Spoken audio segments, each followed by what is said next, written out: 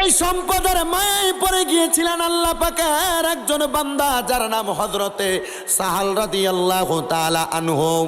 উনি বলেন, এই সম্পদ আমার আল্লাহর পথ থেকে এমন দূরে সরাইয়া নিছে, আমি আমার আল্লাহ তাআলার ইবাদত করার মতো মন মানসিকতা আমার দুনিয়াতে ছিল না।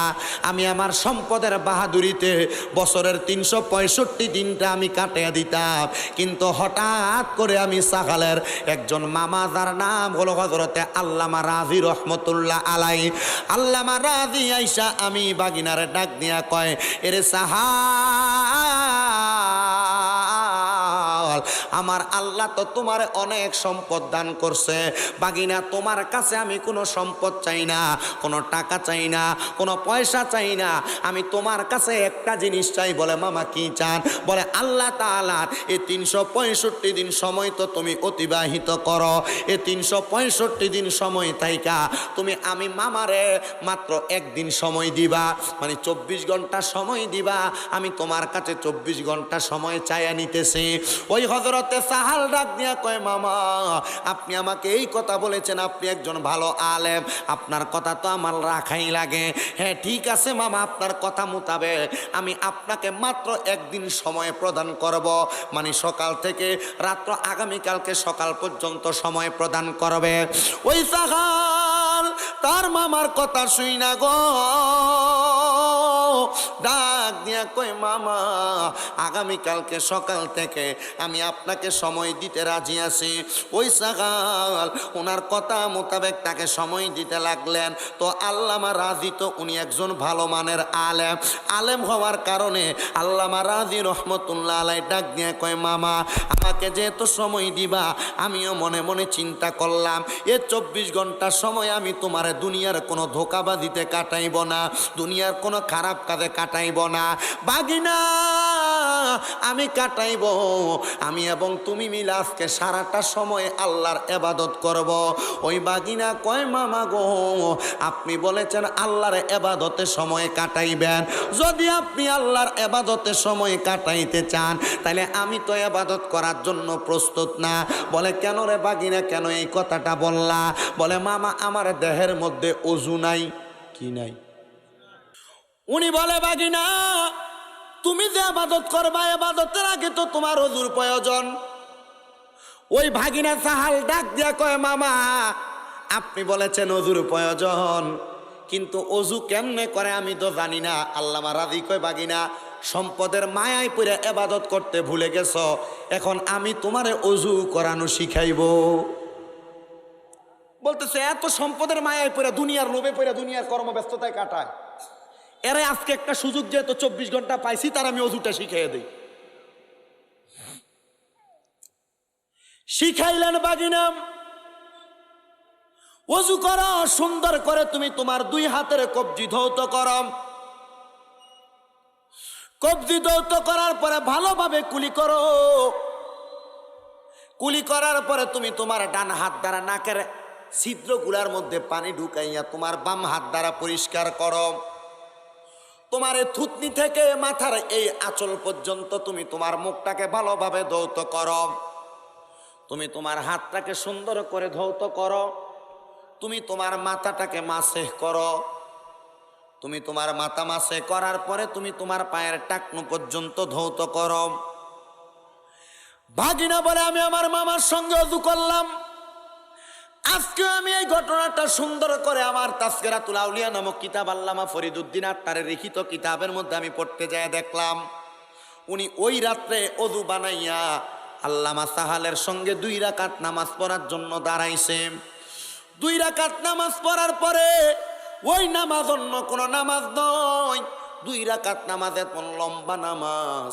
ওই নামাজের মধ্যে আল্লাহর বান্দা সর্বপ্রথম সূরা ফাতিহা তেলাওয়াত করেছে, তারপরে আরেকটা সূরা মিলায়া প্রথম রাকাত নামাজ শেষ করেছে, আর দ্বিতীয় রাকাত নামাজ পড়া যখন তিনি সূরা ফাতিহা পড়লেন, সূরা ফাতিহা পড়ার পরে উনি ওনার কেরাতের সঙ্গে মিলাইলেন, কেরাত মিলাইলেন, 1 বার না 2 বার না, একটানা 50 বার সূরা ইখলাস তেলাওয়াত করলেন। ওনার নিয়ত হইল বাগিনা যে তো সম্পদের মায়ায় পইরা ইবাদত করে না, আজকে রাতে আমি তারে নিয়ে এবাদত করাইব। এই এবাদতের মায়ায় যদি ভাগিনা পইরা যায়, আমার এই ভাগিনাটা আল্লাহ পাক রব্বুল আলামিনের ইহদিনাস সিরাতাল মুস্তাকিমের পথ মতে চলতে পারবে। আদ্রার বাবারা রে, আশেপাশে এলাকার যুবকের দলেরা, পর্দার অন্তরালের মা বোনেরা, মনোযোগ দিয়া আলোচনাটা শ্রবণ করো। ওই আল্লাহর বান্দা ওযু কইরা যখন সারা রাত্র নামাজ পড়ল, পরের দিন সকাল হওয়ার সাথে সাথে মামারে কই, ও মামা, 365 দিনের মধ্যে আপনি আমার মামা হিসেবে আমার কাছে মাত্র একদিন সময় চাইছে, আমি সময় দিছি মামা, এবার আপনি অনুমতি দিলে আমি আপনার কাছ থেকে চলে যাইব। এই কথা শুই না রে আল্লাহ রাজি কয়, আল্লাহ আমার বাগিনারে আমি হেদায়েত করার জন্য সময় পাইলাম মাত্র 24 ঘন্টা। বাগিনা হেদায়েত হইছে কিনা আপনি আল্লাহ ছাড়া আর কেউ জানে না। এবার যখন আল্লামা রাজি রহমতুল্লাহ আলাই এই কথা বইলা উনি ওনার ঘরে চইলা গেলেন, আর হযরতে সাহাল রহমতুল্লাহ আলাইকে বললেন, ঠিক আছে, যেহেতু তুমি তোমার ওয়াদা মোতাবেক আমার সময় দিলা, এখন তুমি তোমার বাড়িতে চলে যাও। আল্লামা সাহাল নিজে তার জীবনীর মধ্যে বর্ণনা করে, আমি যখন আমার মামার কাছ থেকে ছুটি নিয়ে বাড়ির মধ্যে চলে গেলাম, যাওয়ার পরে দ্বিতীয় দিন রাত্রবেলা আমি ঘুমাইতে গেছি, আমার ঘুম আসে না রে। আমার যখন ঘুম আসে না, আমি চিন্তা করলাম, আমার মামা বলছে কেউ যদি আরামসে ঘুমাইতে চায় সে যেন অজু বানায়া ঘুমায়। বলে কেন? বলে অজু বানায়া সে যদি ঘুমায়, ওই ঘুম অবস্থায় যদি মারা যায় তার মরণটা শহীদের কাতারে লিপিবদ্ধ হয়ে যায়। একটা আমল শিখেন। কি শিখলাম? তাহলে যদি কোনো ব্যক্তি অজু করে ঘুমায় আর ঘুমন্ত অবস্থায় এই অবস্থায় মারা যায়, যদি মারা যায় তার দরজা হবে কি দরজা? শহীদের দরজা। আপনারা বলেন শহীদরা কি জান্নাতি না জাহান্নামী? জান্নাতি। আমার মুসলমান ইমানদারের দলেরা গভীর মনোযোগ দিয়া শুনবা। ওই আল্লাহর বান্দা অজু কইরা ঘুমাইতে গেছে রে। ঘুমানোর পরে আমরা মাঝে মাঝে ঘুমানোর পরে দেখবেন উলুট পালট কিছু স্বপ্ন দেখলে ঘুম থেকে ফাল দিয়ে উঠি, যেটার আমরা স্যাপটা খেয়ে উঠি, কই না? ওই সাহাল উনি বলেন আমি ঘুম থেকে ফাল দিয়ে উঠলাম, উঠার পরে আমার মধ্যে ভয় ভয় কাজ করলো, আমি আবার ঘুমাইতে গেলাম। আল্লাহর কসম আমি ওই রাত্রে আর ঘুমাইতে পারি নাই। তৃতীয় দিন আমি সেম ভাবে ঘুমাইতে গেলাম, অজু কইরা ঘুমাইতে যাওয়ার পরে আমি ওই রাত্র ঘুমাইতে পারি নাই। আমার চোখটা লাগার পর আমি ঘুম থেকে ফাল দিয়ে উঠি। এমন ভাবে একদিন না, 2 দিন না, টানা 7 দিন আমি ঘুম থেকে লাফ দিয়া দিয়ে উঠি। কয়দিন? আল্লামা সাহাল বলে টানা 7 দিন আমি ঘুম থেকে যখন ফাল দিয়ে উঠি রে, ঘুম থেকে ফাল দিয়া ওঠার পরে 7 দিন পর আমার কাছে যখন ভালো লাগে না, আমি দৌড়াইয়া আমার মামা আল্লামা রাজির কাছে গেলাম। আপনারা মাঝে মাঝে দেখবেন বিপদ আপদে পড়লে হুজুরের কাছে যান, যান নাও? মানুষ মরলে যায়, ফোলাফাইনের নাম রাখতে যায়, ফোলাফাইন কানলে রাতকে দিয়ে ডাক দিয়ে না, হুজুর আইন আমার ফোলাটা ঝাড়াই দিয়ে দেন। আছে না এমন অবস্থা? এই বিপদে পড়লে যান আপনারা হুজুরের কাছে, মোল্লার কাছে। আর নাইলে কিন্তু হুজুরের কাছে যাওয়ানোর কোনো খবরও থাকে না। হুজুরের দেখলে যে একটা অ্যালার্জি লাগে। আরে হুজুর যদি রাস্তা দিয়ে কোনো রকম দাঁত খিলেল করতে করতেও যা, কি কারেন্ট এখানে করেনি না, হুজুরদেরকে দেখলে এটা কইরেন না, মোহাব্বত করেন হুজুরদের সাথে। আমি কোনো আপনাদের এলাকায় আইস গেছি, গত বছর আইছি, আর আবার 1 বছর পরে আইস গেছি। আমি আবার আগামী দিনে আমুদের এটার গ্যারান্টি নাই, কিন্তু এলাকার হুজুরা এদেরকে আপনি সম্মান করেন, তাজিম করেন। এদেরকে যখন তাজিম করবেন দেখবেন এটার একটা রুহানি দোয়া আপনি আপনার অন্তরের ভিতরে পাবেন, আমল নামার ভিতরে উঠাইতে পারবেন। আল্লাহ কবুল করুক, আমিন কোন। উনি দৌড়ে গেছে, আল্লামা রাজির কাছে ডাক দিয়ে বলে, ও মামা, আমি তো 7 দিন ঘুমাইতে পারি না। মামা কয় বাগিনা কেন রে? বলে আপনার কাছে যেই দিন আসছি এয়ারপোর্ট থেকে আর আমার চোখ লাগে না। মামা কয় কাম হয়ে গেছে গা। কারণ এই ভাগিনা সম্পদের মোহে পড়া আল্লাহর ইবাদত করা ছেড়ে দিছিল। আল্লামা রাজি ডাক দিয়া কয়, এ বাগিনা সাহাল তোমার কাছে জানতে চাই কেন তুমি ঘুমাইতে পারো না? হযরত সাহাল কয়, মামা আমি প্রথম দিন স্বপ্নের মধ্যে দেখলাম আমি একটা সুন্দর জায়গার মধ্যে সেজদা দিতেছি ঘুম অবস্থায়, আর কে জানি আইসা আমার মাথার মধ্যে হাত বুলাইয়া দেয়। দ্বিতীয় দিন আমি একটা জায়গায় সেজদা দিতেছি, কে জানি আইসা আমার মাথার মধ্যে হাত বুলাইয়া দেয়। তৃতীয় দিন আমি সেজদা দিতেছি, কে জানি আইসা আমার মাথার মধ্যে হাত বুলাইয়া দেয়। এমনভাবে একদিন না দুই দিন না, একটানা 7 দিন পর্যন্ত আমি একটা জায়গায় সেজদা দিছি। কিন্তু মামা আমি সপ্তম দিনের দিন প্রশ্ন করলাম, আমি যেই জায়গায় সেজদা দেই এই জায়গাটা কোন জায়গা? আমার এই উত্তর দিছে, মামা গো এটা হইল আমার আল্লাহ তাআলার আরশ আজিমের চৌখাট। মামা কই, বাগিনা আমার কাছে বলছো, এ কথা আর কারোর কাছে বইল না কেন? বলে, মামা তুমি যে এতদিন পর্যন্ত দুনিয়ার মায়ায় মগ্ন ছিলা, সম্পদের তাড়নায় ইবাদত ছেড়ে দিছিলা, ও মামা আজকে আজকে আজকে আজকে তোমার সময় হয়েছে, 7 দিন তোমাকে আল্লাহ তাআলার পক্ষ থেকে ডাক দেওয়া হয়েছে, ও সাহাল সম্পদের মায়া ছেড়ে দাও। বলে, মামা কেমনে বুঝতাম যে আল্লাহর পক্ষ থেকে বলা হয়েছে? বলে, ভাগিনা আমার সামনে আসো। আল্লামা রাজি তার সামনে বসাইয়া উনি তার চক্ষুটা বন্ধ কইরা তার বুকের মধ্যে শাহাদাত আঙ্গুলটা লাগাইয়া দিতে কয়, বাগিনা কি দেখতে পাও? বলে, মামা গত 7 দিন যেই জায়গায় সেজদা দিছি আমি আমার চোখ দ্বারা ওই জায়গা দেখতে পাই। ওরে তুমি জানো নি এই আরশ মুআল্লার মধ্যে কে বসবাস করে? এইখানে কেউ বসবাস করে না। আরশ মুআল্লা লামকান হইল আমার আল্লাহ তাআলার বাড়ি। এই জায়গার মধ্যে আমার আল্লাহ তাআলা আল্লাহর খাস বান্দা ছাড়া কাউকে গ্রহণ করে না। মামা রে, ও মামা আরশ আজিমের ডাইনে বামে কি তুমি তাকাইতে পারো নি?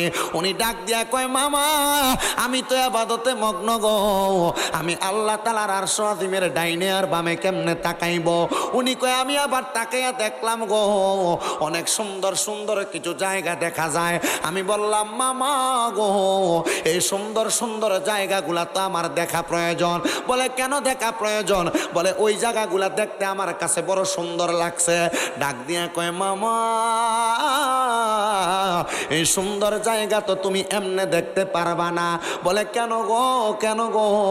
বলে, সুন্দর জায়গাটার নাম হলো জান্নাত। ওই জান্নাত যদি তুমি দেখতে চাও দুনিয়াতে আমার আল্লাহ তাআলার ইবাদতে তোমার সময়টা কাটাও। আল্লামা সাহাল ডাক দিয়া কয়, ও জগৎবাসী রে, আমি যখন আমার মামার সঙ্গে ইবাদতে মশগুল হয়ে গেলাম, এবার আমার সম্পদের মায়া নাই, টাকার মায়া নাই, পয়সার মায়া নাই, আমার মামার সঙ্গে আমি ওয়াদাবদ্ধ হইলাম। ও মামা, মামা গো আপনি যেহেতু আমারে বললেন আমি সম্পদের মায়া ত্যাগ করার জন্য, এখন থেকে আর সম্পদের মায়া আমার মাঝে রাখলাম না, আমি আমার আল্লাহ তাআলার ইবাদতে আমার সময় কাটাইব। বলে, তাইলে তুমি তোমার সম্পদগুলা কি করবা? আল্লামা সাহাল রহমতুল্লাহ আলাইহি উনি বলেন, আমি হাতের মধ্যে একটা কাগজ নিলাম, ওই কাগজটাকে আমি হাতের মধ্যে নিয়ে 4টা টুকরা করলাম। 4টা টুকরা যখন করলাম ওই কাগজগুলার মধ্যে আমি আমার বাড়ির নামটা লিখলাম, একটা কাগজের মধ্যে আমি আমার ওটের নাম লিখলাম, একটা কাগজের মধ্যে আমি আমার জায়গার নাম লিখলাম, একটা কাগজের মধ্যে আমি আমার বকরির নাম লিখলাম। এমনভাবে একটার মধ্যে আমার বাড়ির নাম, একটার মধ্যে আমার ওটের নাম, একটার মধ্যে আমার বকরির নাম, একটার মধ্যে আমার সম্পত্তির নাম লিখলাম। সকল কিছু লেখার পরে আমি আমার পুরা এলাকার মানুষকে ডাক দিলাম, জগৎবাসী ও জগৎবাসীরা, তোমরা একটু আমার বাড়ির সম্মুখে চলে আসো। তোমাদের মধ্য থেকে 4 জন ব্যক্তি আমার সম্মুখে আসবা। বলে, কেন গো হুজুর? বলে, অন্য কোনো কারণে না। ও কি কারণে রে? বলে, আপনারা সামনে একটু আইসা দেখেন না, ওই 4টা কাগজকে আল্লামা সাহারাজির বাগিনা হযরতে সাহাল রহমতুল্লাহ আলাইহি একসাথে বইটা আমরা লটারির মতো দেই, উনি ওনার সম্পদগুলার নামটা লেখা লেখা 4 জনের সামনে ফালাইছে। ডাক দিয়া কয়, আপনারা 4 জন এখান থেকে 4টা কাগজের টুকরা নেন। কয়টা? 4টা কাগজের টুকরা নিছেন। নেওয়ার পরে বলছেন, কার ভাগে কি পড়ছে বলেন।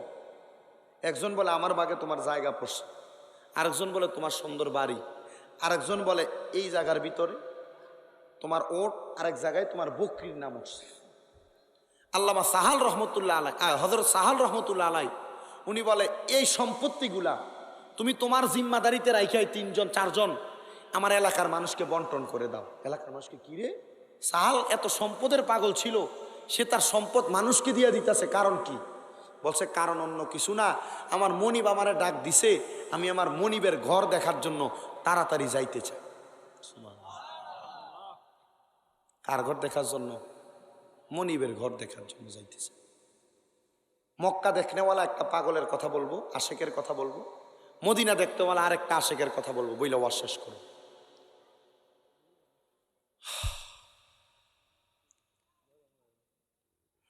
সবাই বলে তুমি কি দিয়া মক্কায় যাইবা? বলে আমি কি দিয়া মক্কায় যাব তোমাদেরকে কেমনে বলবো, তবে আমি এই সম্পদের বাহাদুরি দিয়া মক্কায় যাইতে চাই না। বলে কেমনে যাইতে চাও? বলে আমি আমার দেহের শক্তি দিয়া মক্কায় যাইতে চাই। এলাকার সম্পদওয়ালারা, এলাকার টাকাওয়ালারা, এলাকার ক্ষেত পাথরের মালিকেরা, এলাকার ব্যাংক ব্যালেন্সওয়ালারা, তুমি তোমার সন্তানের তোমার সম্পদ দিয়া কবরে চইলা যাইবা। তোমার সন্তানেরা এই সম্পদ দিয়া সম্পদের মধ্যে গান বাজনা করবে, তোমার কবরে গুনাহ যাবে। আলী আহমদ দরবেশ উরুফে উদিলা হুজুর ও কবরবাসীর স্মরণে এই যুব সমাজের উদ্যোগে ইমানি নুরানি জলসার মধ্যে আগন্তক আমার বাবারা, বন্ধুরা, আমরা সবাই আল্লাহর বান্দা, আল্লাহর দেওয়া জবান দিয়া আমরা আফদালু যিকরি লা ইলাহা ইল্লাল্লাহ জিকির করলাম। আমার নবী কয় উম্মত রে, এই দুনিয়ার জমিনের মধ্যে আফদালু যিকরি লা ইলাহা ইল্লাল্লাহ, সবচাইতে উত্তম জিকিরটার নাম হইল লা ইলাহা ইল্লাল্লাহ। ওয়া আফদালু দুআই আলহামদুলিল্লাহ, আর সবচাইতে উত্তম দোয়াটার নাম হইল আলহামদুলিল্লাহ।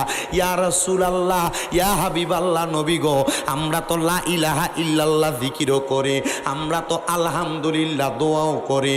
নবী গো, ইয়া রাসূলুল্লাহ, নবী গো, কিন্তু আমরা এই সকল জিকির করার পরেও আমরার মনটার ভিতরে শান্তির দরকার। আমরা জীবনে গুনাহ করছি, আমরার কাছে তো ভালো লাগে না। আমরা অনেক গুনাহ করছি লুকাইয়া লুকাইয়া, আমরা অনেক গুনাহ করছি গোপনে গোপনে। দাড়ি পাকা মুরব্বী বাবারা, একটাবার চিন্তা করে দেখেন, আপনার জীবনের গুনাহগুলা যদি আপনার ফুতেরা দেখত, সন্তানে দেখত, আপনার বাবা কইয়া পরিচয় দিত না। যুবকের দল রে, তোমার গুনাহ যদি তোমার মা দেখত, তুমি সন্তান রে সন্তান বইলা পরিচয় দিত না। সবার কথা বাদ দিলাম, এই শামীম রেজার গুনাহ যদি আপনারা দেখতেন, আমার মনে হয় না মাহফিলে বক্তা বানাইয়া দাওয়াত দিতেন। আমার আল্লাহর দরবারে শুকরিয়া, আমার আল্লাহ তাআলা আমার গুনাহগুলা গোপন কইরা রাখছে। ওই আমার আল্লাহ, আপনার দরবারে লাখো কোটি শুকরিয়া জানাই, আপনার জীবনের গুনাহগুলা গোপন কইরা রাখছেন। মাবুদ গো, আজকে এই আদ্রা এলাকার যুব সমাজের উদ্যোগে এলাকাবাসীর সহযোগিতার মাহফিলে বৈশা আপনার কাছে তওবা করি, তওবা করি, আর কোনোদিন গুনার দিকে কদম বাড়াইতাম না। আপনারা বলেন, আজকের মাহফিলে বৈশা আমরা যদি আমার আল্লাহর কাছে জীবনের গুনার জন্য তওবা করি, ক্ষমা চাই, আমার আল্লাহ আমরার জীবনের গুনাহ মাফ করতে পারে কি পারে না? জোরে কন্যা, পারে কি পারে না? ওরে তুমি তো মালিকুল কাদির, আরে বানাও কত বাদশারে ফকির, এসব তোমার কুদরতেরই দান কন্যা, এসব তোমার কুদরতেরই দান। আল্লাহ পরওয়ার গুনাহ খাতা মাফ করো মোরার, বলেন গুনাহ খাতা রার, আল্লাহ পরওয়ার গুনাহ খাতা মাফ করো মোরার।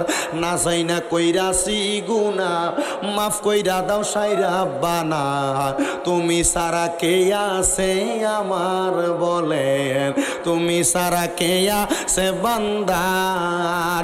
তুমি যদি মাফ না করো যাইবই আমরা কারো দ্বারে, তুমি যদি যাইবই আমরা কারো দারে দয়া করো রহিম রহমান বলেন দয়া করো রহিম রহমান আল্লাহ পরোয়ার গুনাহ খাতা মাফ করো আমার বলেন গুনাহ খাতা মাফ করো আমার আল্লাহ পরোয়ার গুনাহ খাতা মাফ করো আমার তোমার যত বান্দায় আছে নারী বলো পুরুষ বলো ইবাদতে করে যে তোমার আল্লাহ ইবাদতে করে যে তোমার নারী পুরুষ বান্দা যত তুমি আল্লাহ ক্ষমা করো নারী পুরুষ তুমি আল্লাহ ক্ষমা করো